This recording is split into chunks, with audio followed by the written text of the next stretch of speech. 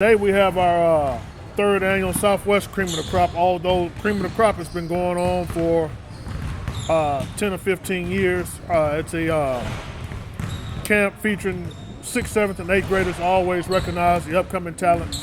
Alan Branch with Texas Boys Basketball, Ani Umana.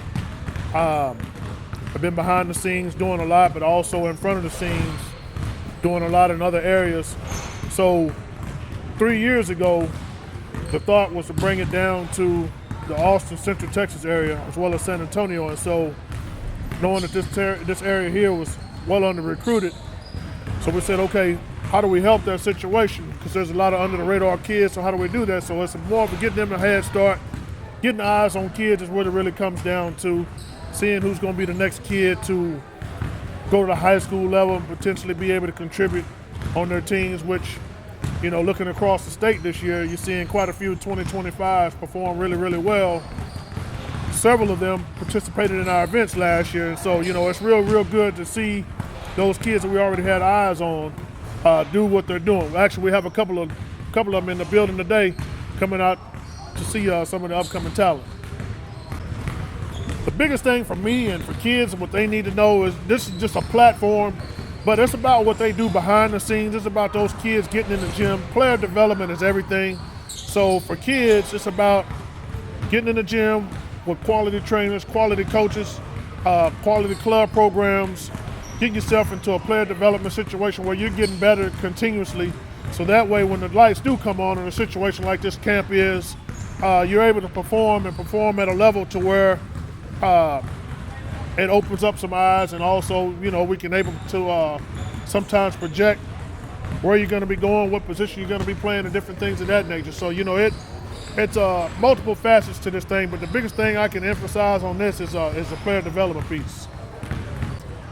Drills, obviously, when they're set up and when they're discussed, they should translate to gameplay. So what we're looking at is we want to see kids, you know, being explosive. We want to see kids, you know, showing a feel for how to handle the basketball, how to shoot the basketball, how to see the floor, how to read, other situations they're being able to be put in, just seeing them communicate. I mean, those are big intangibles that obviously translate multiple levels.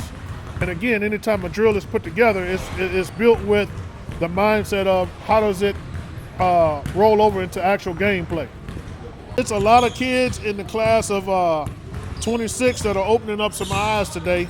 I'm already kind of getting a feel for where they're going to be going to high school at and what the high school situation may be like. It's going to be interesting. Like we had talked about earlier in the previous question, you know, we have a group of 2025s across the state that are performing really, really well.